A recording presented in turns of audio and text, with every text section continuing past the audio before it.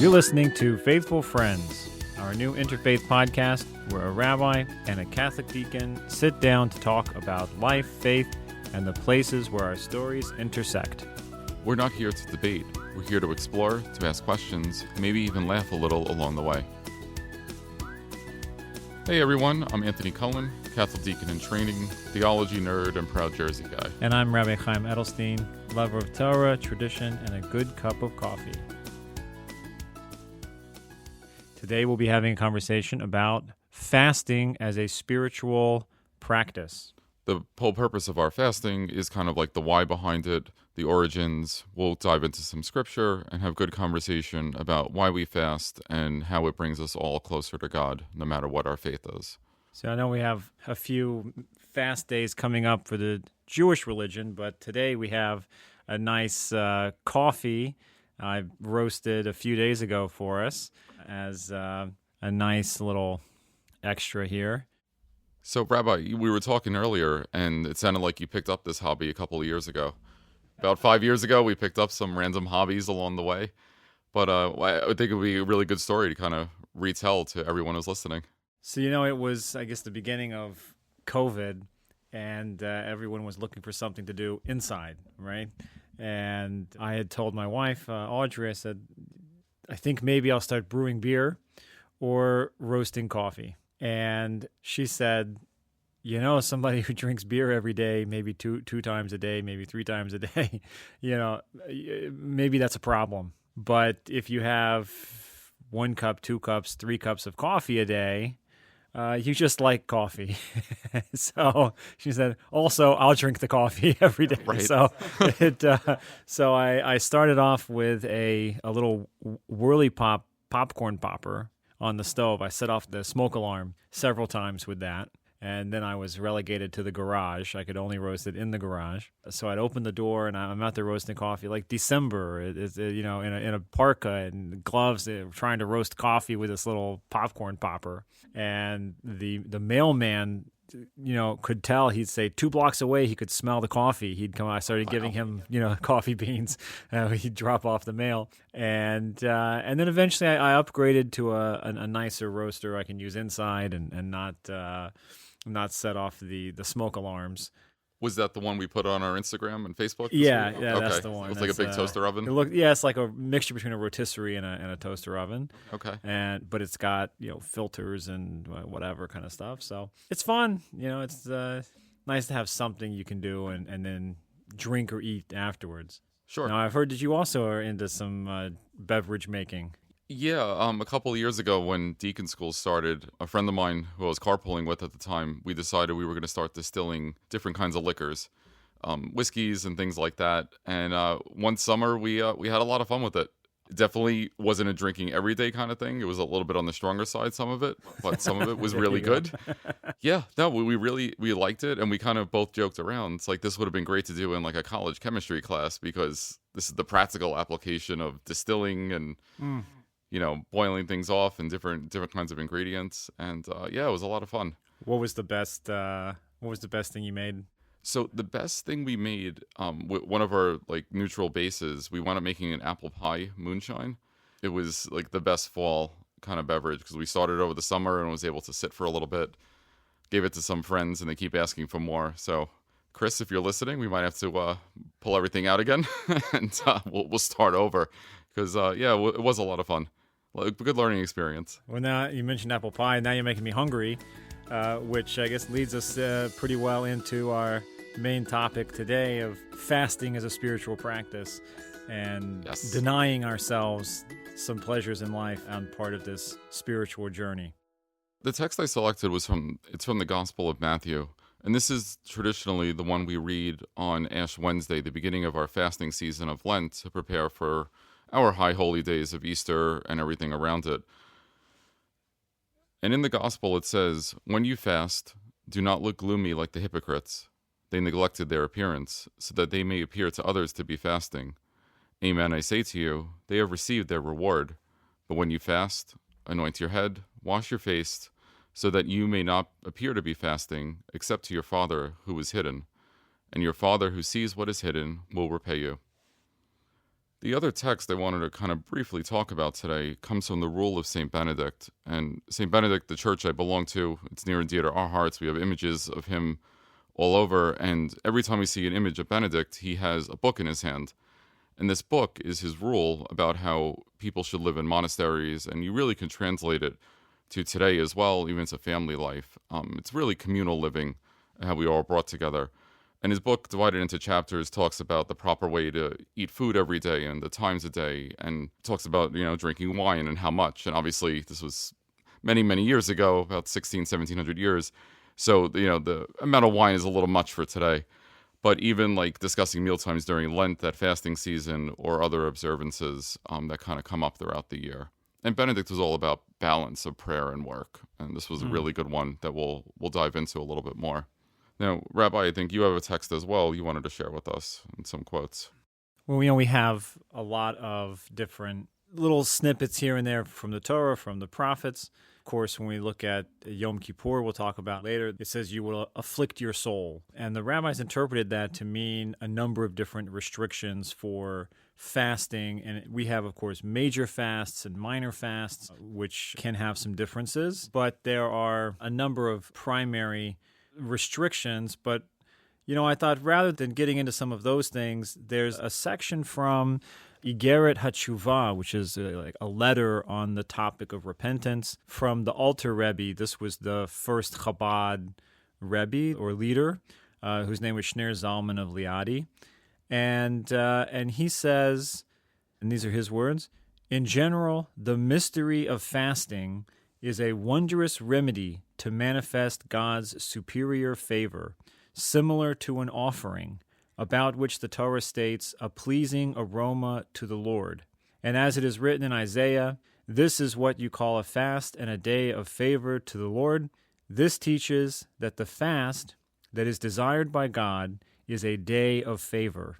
He goes on at great length to describe many different elements of this, his understanding of fasting. I'll paraphrase another short section from his letter where he says, without the temple to offer sacrifices, many people feel like they can use fasting as if it were a sacrifice. He prefers a slightly different approach, but then he also says that in a way it is. He says that what did we used to do on the altar in the temple? You would burn a sacrifice, which is blood and fat and meat. And he says, when you fast, you burn off some of your fat and blood, he says, and that it becomes the offering, which I particularly like that kind of way to look at it. It's like, I can't take a sacrifice to the altar in the temple, but I can burn off a few calories, and in doing that, it's actual physical kind of sacrifice that I can bring. So that's from the teachings of Shner Zalman of Liadi. Oh, it's really interesting. I like how you compare it to the sacrifice of the temple, the burning of meat and calories, essentially, in the parallels between the two. It's a really good way of looking at it. Definitely might come up in a homily of mine, next Lent when we start talking about this. What I found very interesting about the text you brought is the focus on appearance. Mm-hmm. Jewish tradition, there are a few things that you're supposed to do when you're fasting. Like on Yom Kippur and some of the other major fast days, we don't wear leather shoes because that's considered a luxury. You're not supposed to bathe. You're not supposed to dishevel yourself necessarily, but you're also not supposed to go out of your way to beautify yourself. It goes back to a number of places in the Hebrew Bible where it says someone fasting puts on sackcloth and ashes, right? That's a classic move of someone fasting. But your text that you brought from Matthew says, do not look gloomy like the hypocrites, which I think is coming in pretty harsh here, that they neglect their appearance to look like they are fasting. I guess the assumption is they're not really fasting, or if you're doing performative fasting as opposed to meaningful fasting. Right. It all goes back to the intention behind it. Are you looking to fast so everyone can see you fasting, or are you looking to fast as more of an internal, more introspective, like how can I be closer to God? It's not for everybody else to see. One of the kind of jokes is like Ash Wednesday is probably one of the best and worst days, especially for clergy and those who are involved in the church, because it's so busy and so many people come out for it. We're going and going and going all day, but we also can't look like we're fasting as well on top of the whole thing. It is kind of harsh. Some of the scripture readings are not warm and fuzzy. They're a little bit more difficult to preach on. I'm sure you have the same way. Yeah. When certain readings come up throughout the year, it's like, oh, how am I going to put this out there and not also sound like a hypocrite or anything?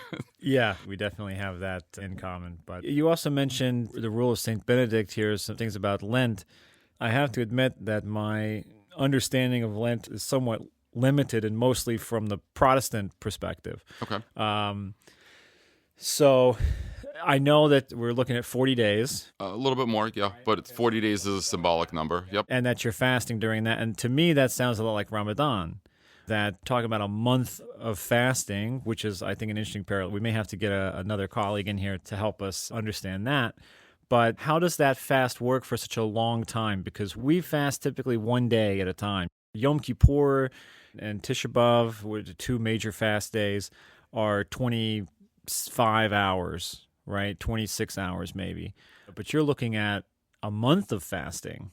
So explain to me how that's working for you, and I'm assuming you are eating during that time. But Yes, we are, yeah. how does the mechanics of that fast sort of work for you?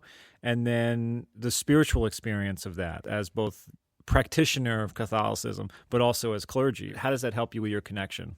Sure. Most of us probably have seen Shrek, and they talk about everything is like layers like an onion. So we have to peel back a lot of these layers. So our fasting, as Roman Catholics, I'm speaking on our end, it's not very heavy at all. So there's very few literal true fasting days of the year. And even when we do fast, it's one main meal and two smaller meals that doesn't equal a main meal throughout the day with no snacks. It's definitely on the lighter side. The actual fast days are Ash Wednesday itself and on Good Friday, 2 days before Easter. Those are the true fast days of the year. Now, we have other things we do throughout that whole season of Lent. Typically, most people will give up something or add something to their spiritual routine as a minor fast throughout the entire season to help us bring closer to God. Now, the reason I say it's and or, when you're 7 years old, you make your first communion, you're getting into the church. As a 7-year-old, you give up chocolate or ice cream or dessert after dinner or something. And that's a very minor thing for a 7-year-old. Many Catholics don't evolve from that at all, and kind of like, how do we go deeper in our faith when you're 40, 50, 60 years old and you're still giving up the same chocolate that you did when you were 7? Are we really growing in our faith at that point? Don't get me wrong, it can bring you closer to God. If chocolate is a real thing for you throughout the year, it certainly is a sacrifice. But we should sort of talk to our friends we go to church, kind of like discuss it beforehand. Ash Wednesday usually starts February, March. I start bringing it up to my students in January. Just kind of planting little seeds. What are we doing for Lent this year?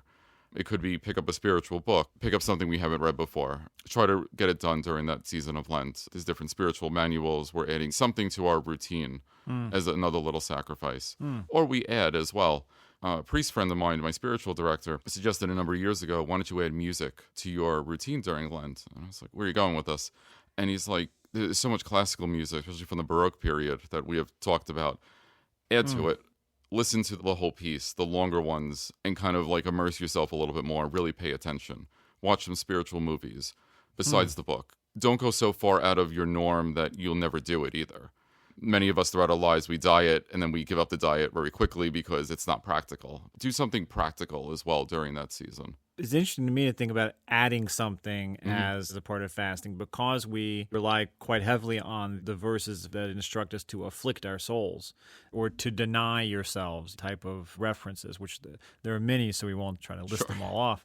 But the emphasis on denial or affliction has been interpreted for a couple thousand years that it should only be giving up of certain things. But from your perspective, you could be also adding something to enhance the spiritual connection there. Right. Do something during Lent is kind of where it comes down to. A priest I knew many years ago gave up all alcohol for Lent. We were talking about beer in the beginning. And he realized very quickly he's a very public person. He goes to parties. There are still things that happen during the Lent season. And maybe about a week before, all right, maybe just, I'll have a glass of wine at a party. And then all of a sudden it was back to beer. And it's like, all right, this isn't working. It's almost the same thing today where people try to give up coffee. And this is usually what I talk about prior to Lent. If your parents ever tell you they're giving up coffee, then now becomes an issue for the whole family. Going back to the gospel, don't be like the hypocrite being gloomy. You're going to be miserable. And by Ash Wednesday, that's great. Maybe you'll do a day or two. By the caffeine withdrawals by Friday, this is now becoming a family problem. Don't do that. In the Jewish bookstores, sometimes now you'll find these little caffeine pill that's a delayed release and a slow release. So you take it right before the Okay. fast starts, I don't know, 7 o'clock at night. To 6:30, when you finish your last meal before the fast, you take this capsule. It's going to wait like 12 hours before it starts to release, and then it's going to give you the caffeine throughout the day. So technically, you're not eating Okay. anything. All right. It's already in your system, but you don't get the caffeine withdrawal stuff, the headache and everything. I did try it one year. I was like, I feel like I'm going to have a much better day if I do that. It felt like cheating also in a way that maybe I just need to actually, a week or so before I fast, taper off a little bit and just not drink as much coffee so that I have a better day. So much in our culture, we want things to be fast. We want it to be now. And I think that fasting and I think spiritual practice in general is calling us to actually put in some work. So whether you're adding something or taking something away, you can realize that this is difficult work. And that's a really good point. It all goes back to the why behind it. So I was talking to some of the other teachers in the school today. We have our summer religious program going on, and I was asking them, what's one thing that we really should talk about on this fasting episode? They were like, definitely the why behind it. Because there's so many fasting fads out there, like intermittent fasting, and we're not going to eat for 18 hours a day, and only between the hours of 12 and 6 we're going to have something. Well, that's for your own physical health, but that's not your spiritual health. So that's not helping you grow as a Christian, as anything. So you always have to have that intent behind it about why we're doing something. So even the 2 small meals and the 1 main meal, keep it reasonable. That main meal shouldn't be something crazy. Many of the pizza places probably around the world, they always do really well on Ash Wednesday and all the Fridays of Lent because we also have something where we abstain from meat, especially on Fridays. And pizza is usually the easiest thing to do. So people order out pizza. So they're always like swamped, especially on Fridays during Lent. But that's a basic meal. Some people say, well, I could just have a shrimp cocktail for dinner, or I can have a lobster. And it's like, you're kind of missing the point on this one. But fish is also not meat for you, right? Fish is not meat for us. No. That's a kosher thing also. To have salmon for Friday night dinner, to us, that's not a meat meal either. So Right. I always thought that was kind of interesting. How did that also happen that now fish is not considered meat? So this is where it comes into the different branches of Christianity, how we've kind of separated over the years. So we have our Eastern Orthodox friends, the Greek Orthodox, the Coptics from Egypt, the Russian Orthodox. Their fasting is much stricter at this point. They almost go completely vegan for the entire season of Lent, where they'll also give up milk and dairy on top of other things. And the recipes are pretty good, but that takes it so many steps further than we do as Roman Catholics. Is that impacted from Islam? It could have been a Middle East tradition. I don't know, but that would be a good follow-up question. If anyone knows the answer, they certainly can send it in or email us, right? We can address that on a future episode. But a couple of my students this year are from those Orthodox faiths, and they would tell us about their fasting, and it was just so much stricter than we do as Roman Catholics. There's an interesting story from when the United States was pretty new,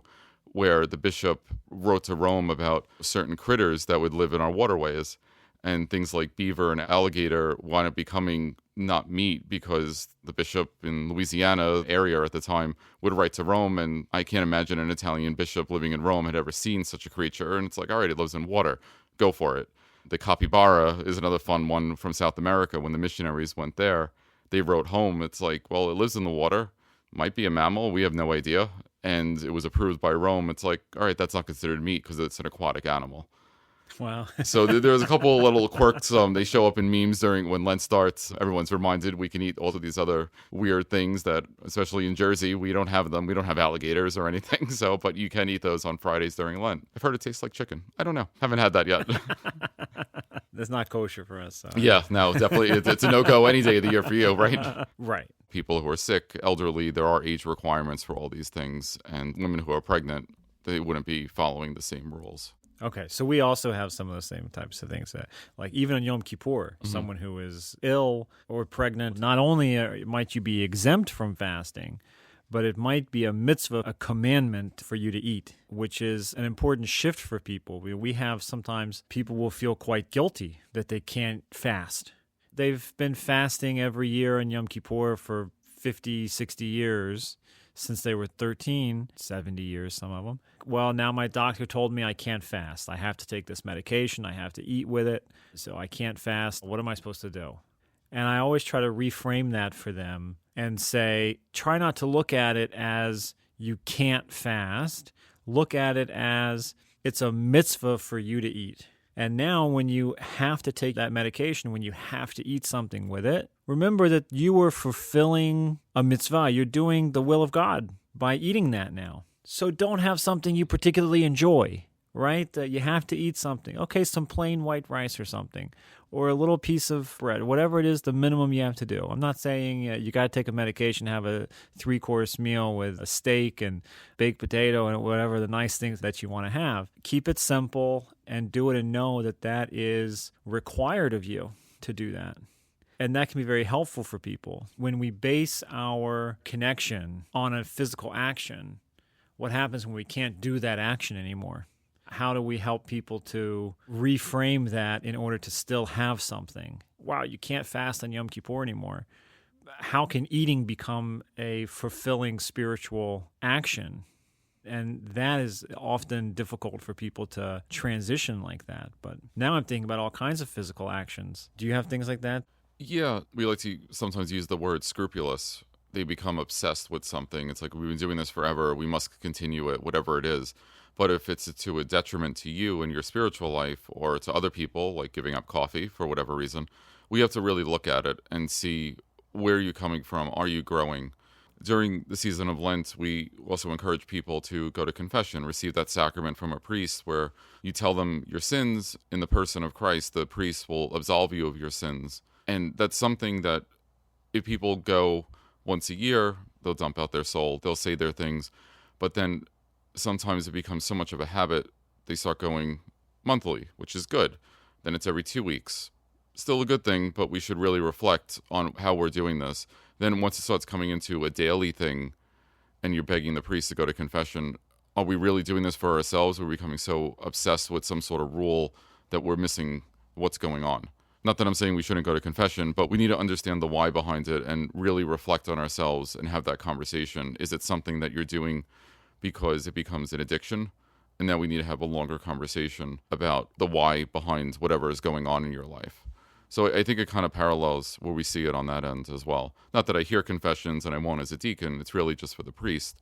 But it's something that does come up, like, this is really bothering me. I do this every day, whatever it is, the habitual thing against God. And it's like, all right, maybe this is something outside the confessional. Maybe this is a therapy thing at that point, because we become so obsessed with whatever the item is.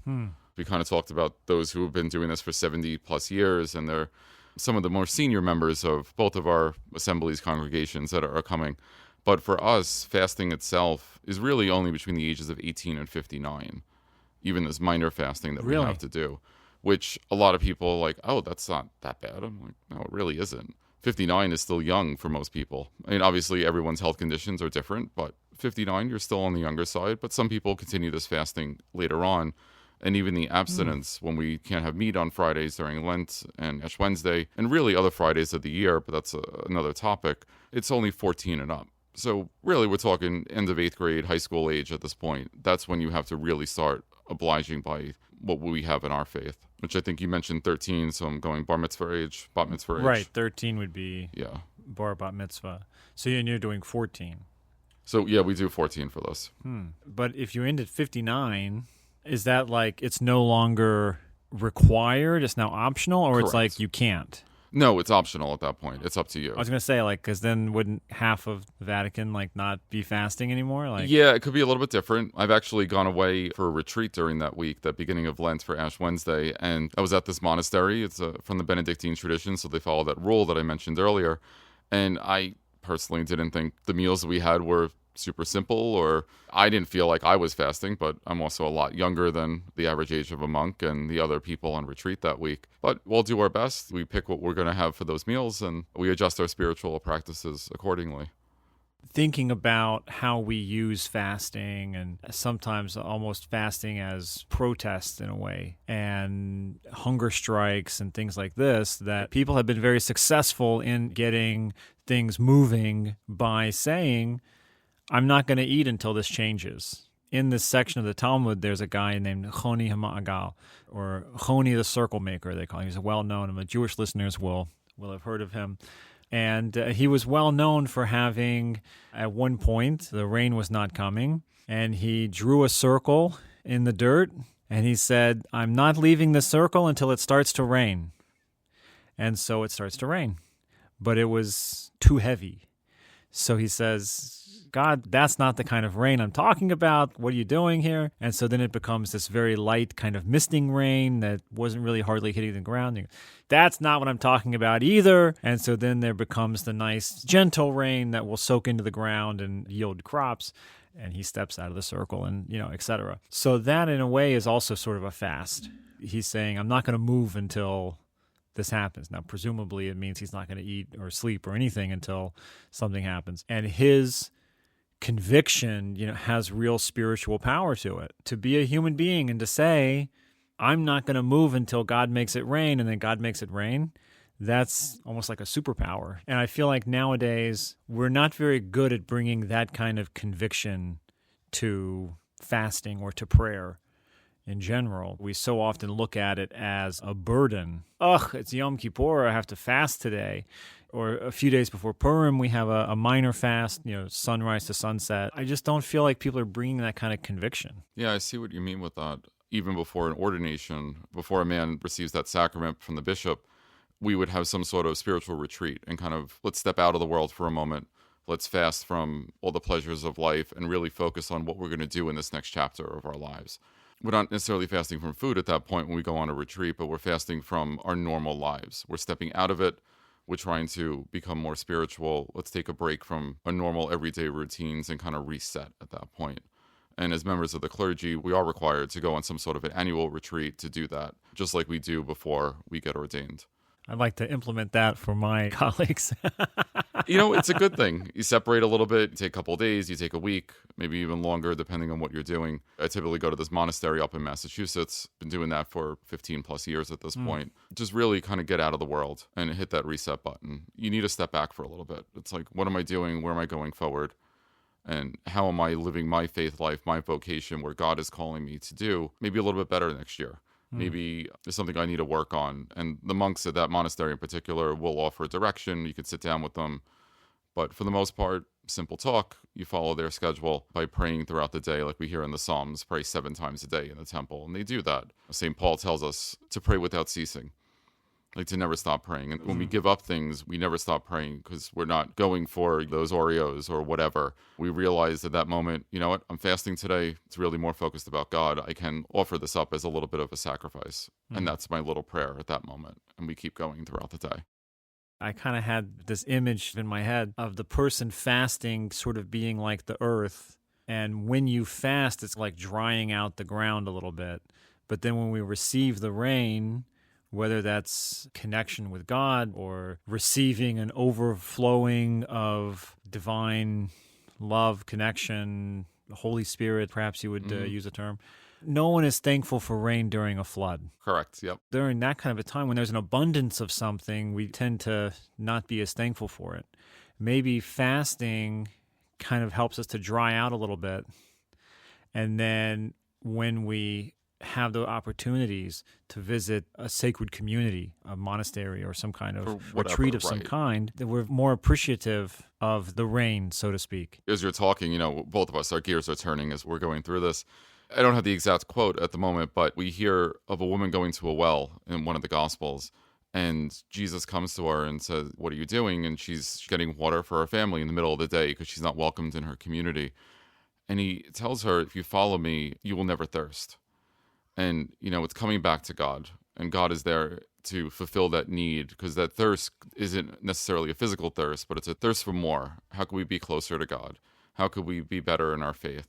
There's a story that I kind of like to tell. Many years ago at the monastery, they get up at 3 a.m. for their first set of prayers is at 3:30.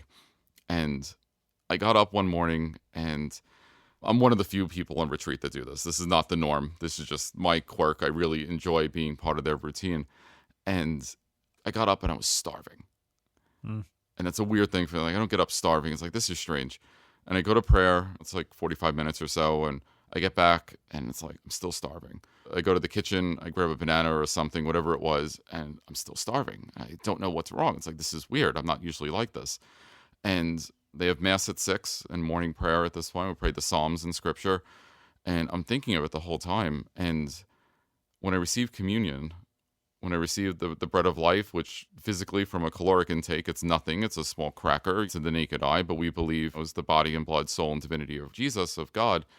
That's when I was fulfilled. Just like we said, it wasn't the physical water. It's, those graces, those gifts from God that are coming into us. That's what I was yearning for, but it was almost a physical pain, which I never had before. It's like, this makes sense. It wasn't the banana. I didn't need caloric intake. I needed God at that point. And it took me a couple of hours. Obviously, I was up at 3, so this is like 7 o'clock-ish. Finally received communion, and that satisfied me at that point. And then I had breakfast like normal, right? Like everyone else. I mean, that's a really powerful story. I appreciate you sharing that. That's a pretty big event for you. Yeah, it stuck with me for all these years, and I use that story, and hopefully somebody gets something out of it. But for me, it's like, this is real. We all have doubts in our faith at time. It's another good thing with fasting. It's like, what could we separate from to bring us closer to God? What are we missing? It's not like the steak and potato dinner. It could be a spiritual thing, Pick up that spiritual reading that maybe I've been putting off all year. It's sitting on the pile of books to be read. I'm sure you have one of those. I have a couple in different spots of the house that I have to get through, especially before summer break ends. I guess Yom Kippur is like the big kind of well-known fast for us. And when is that usually? Fall. Fall, right? Like September, fall. Early October. Late September or early October, typically. Thinking back to like the first Yom Kippur, like I really did. And I didn't really know the service, and you don't really know like how long things are going to take. You don't really know even the words or the different parts of a service. It's a long service happening. Just from our perspective, what do you consider a long service? At my synagogue now, Temple Beth Am, we start at 8:30 Yom Kippur in the morning. The first service, kind of quote, which is really 3 services, 4 if you want to count it that way, ends at maybe 1 o'clock, 1:30. Okay, so that is long. We have a break, an hour or two. Then I teach a lesson in the afternoon, and then we start again maybe 4:30 for the concluding service, which goes until maybe 7:20 or something. And we started the night before with services at sunset the night before, which is another 2 hours or something like that. So over the course of 25 hours or so, we're doing 11 hours of service or something. Certainly like occupying your time and keeping busy. It's a lot of time. Yeah. But if you don't know it, like what I've noticed now, having spent a lot more time studying the service, now when it happens, I'm not thinking, well, what's coming up next? Are we almost done yet? I'm much more in the service, and I'm not as hungry. This last year, we got to the end, and I was kind of like, well, I don't know. I'm kind of okay.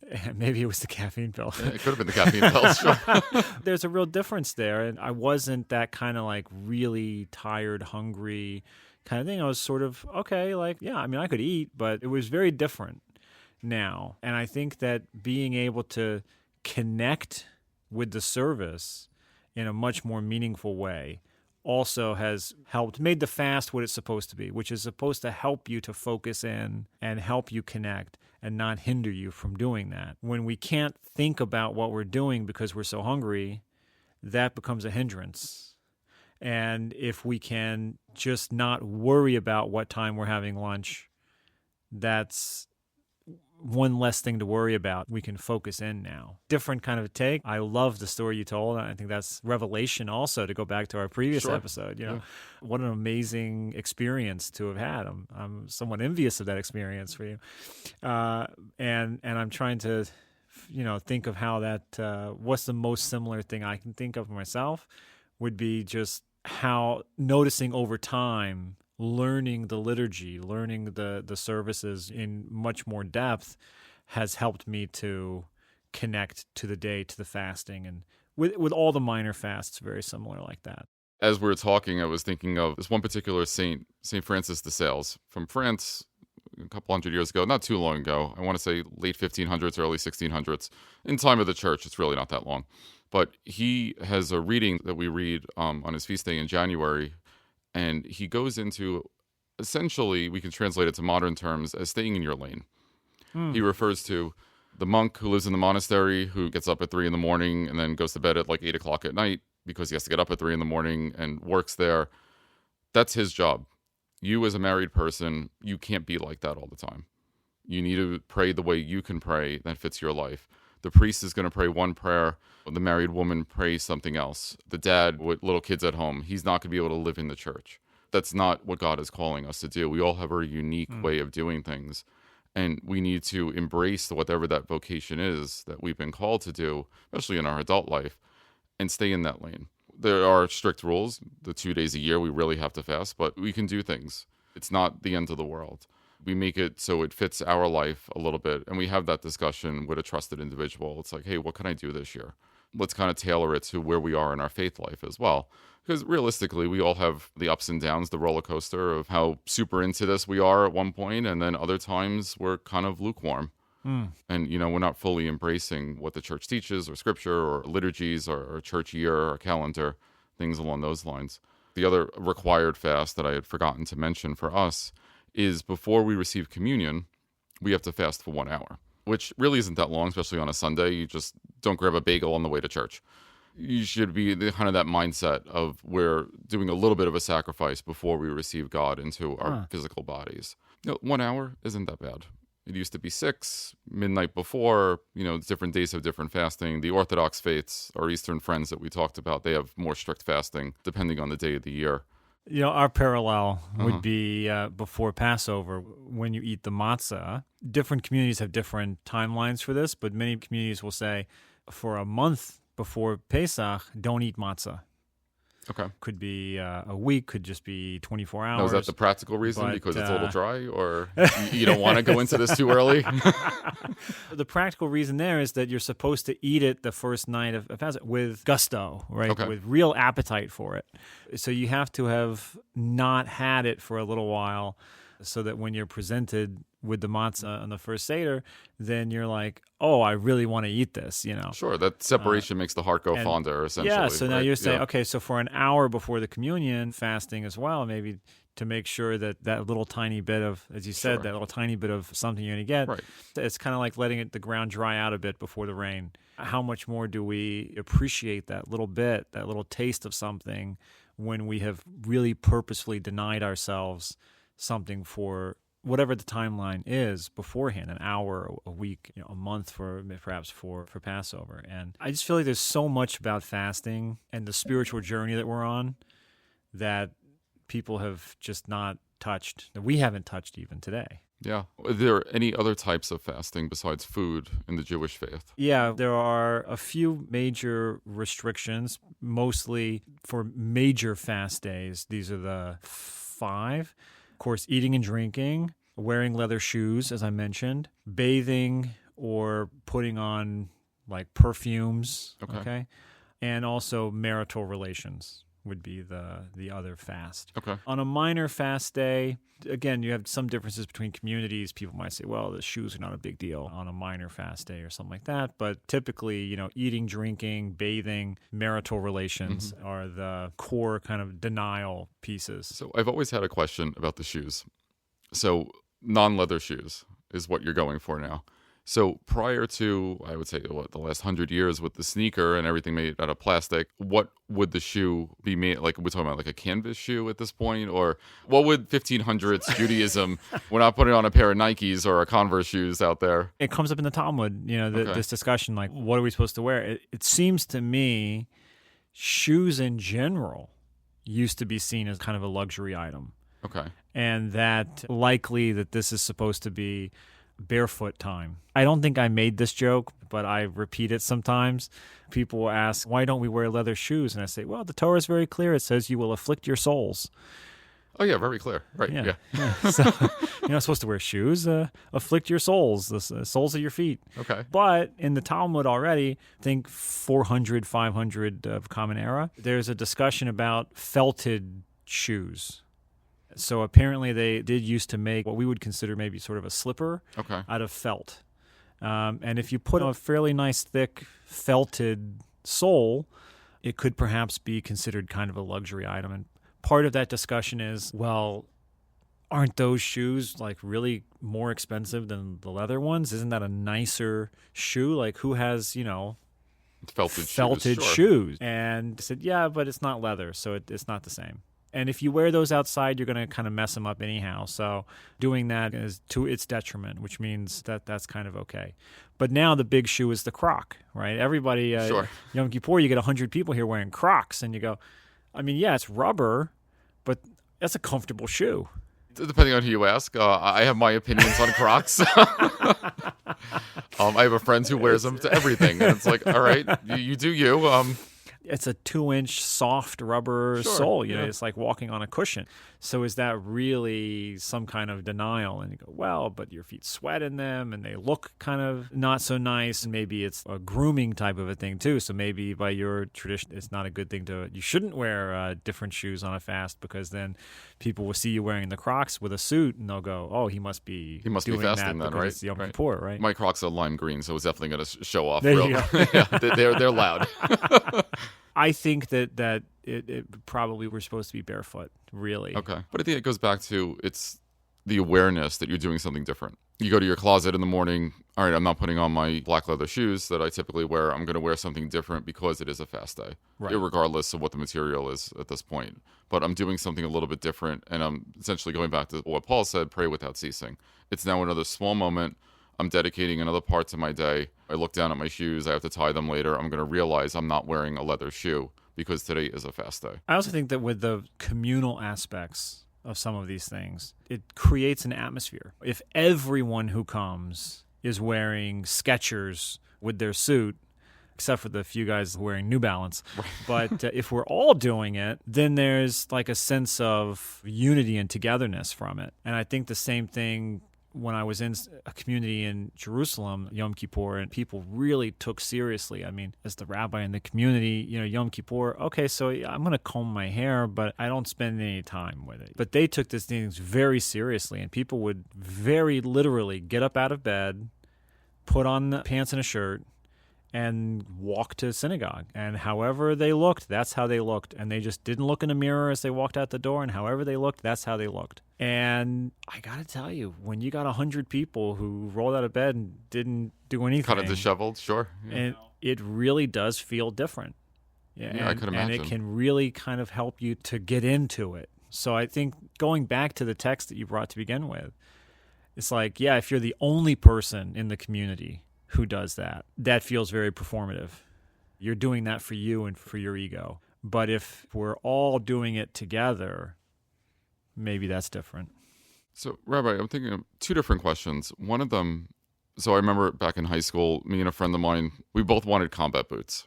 So we went into the city, we both wound up getting a set of boots, and he got these vegan leather boots. Now, I'm pretty sure for like kosher dietary rules, eating a bacon cheeseburger, obviously off the table. But what if it's beef bacon and, some sort of soy-based cheese, and now it's not meat and dairy together, it's all this faux stuff, but it still has the appearance of, probably shouldn't do that either. Is that the same thing with like a fake leather shoe that looks like a leather shoe, feels like a leather shoe, but it's, has a vegan stamp on it because it was made of some synthetic thing? We have a special term for that. I know you do, and I have no idea what it is. I've heard it. It's called maris ayin, which means that it looks bad to the eye. Right. It looks bad. I will say fake meat, real cheese is better, in my opinion. But a practical example of that, there was a restaurant up in the city that went to a few times, kosher place, and they had on the menu, they called it not a bacon cheeseburger. Okay. And the seating in the shop, they had like a big window with a bar counter. They wouldn't let you sit there. If you ordered that, they told you had to sit inside the main part of the restaurant because they didn't want people walking by the window and see somebody holding a hamburger. It looked like a hamburger with cheese on it. And that's a kosher restaurant. They wouldn't let you sit in the window. You had to sit on the inside. And then if somebody comes in, looks at the menu, and they go, oh, what's that? Not a bacon cheeseburger. They say, well, it's a lamb bacon and a vegan cheese. Which sounds really good. I've never heard really of good. lamb bacon. All right. It was really good. The thing is, right, if you have shoes that look like leather, but they're not, then technically that's probably fine. But if in the community that you're in, if everyone is wearing, it's obviously a tennis shoe type of a thing, or everyone's wearing Crocs, you might want to wear something different so that you don't kind of stand out. So during our Lenten season, we also fast in church over two different things. One of them is music is greatly diminished or reduced completely at that point. And also certain parts of our happy prayers are removed at that. So like we don't say an Alleluia before we read our some of our scripture, our gospel. The Gloria in the beginning of Mass, it's a very joyful song. We omit that. There's purple vestments the priest wears. So we are going into a more somber season. And then that 2 weeks before Easter, we actually cover our statues and our images to fast from our eyes. That, and then everything is removed on Easter, and then we can be glorious again. And the Alleluias come back. There used to be a tradition of burying the Alleluia like it died the Sunday before Ash Wednesday, because we would be really reducing and fasting from ourselves on that end. So there's so many different things we can do, and it can be done throughout the year depending on the person. But like we said, what a balance. Talk to your rabbi, your priest, about what you're doing, and keep it so you can bring you closer to God, and maybe some other people as well. I appreciate you sharing the real spiritual experience that you had related to fasting. Thank you so much, Rabbi, for bringing so much about the fasting traditions and how your community grows closer in their faith and how much of this is overlapped. There's so much to dive into with this. I hope people will take this, they'll be inspired to engage in spiritual fasting, that they will approach these holidays, whether Jewish holidays or Catholic, Lent or Yom Kippur, whatever it is, and take it in a different light and really try to use it to help the holiday rather than hinder it. Instead of trying to think, oh, I hate that holiday because we have to fast on it, I hope people may eventually be able to say, I love it because we fast on it. Well, that would be such a blessing for people, I think. Absolutely. Yeah. And if people wanted to write in or talk to us about these questions, how could they do that? Yeah, if you would like to send in a reflection or questions about fasting and the spiritual journey, you can send us an email at faithfulfriendscast@gmail.com. You can send us a voice memo on our Instagram, faithfulfriends_podcast. We're on Facebook now. All of our stuff will be linked on the RSS webpage. A big thanks to our producer, Evan Feist, and we'll look forward to seeing you next time. All right. Thanks a lot, Rabbi. Appreciate your time. Thank you, Anthony. Maybe it's time to wrap it up a little bit. Sure.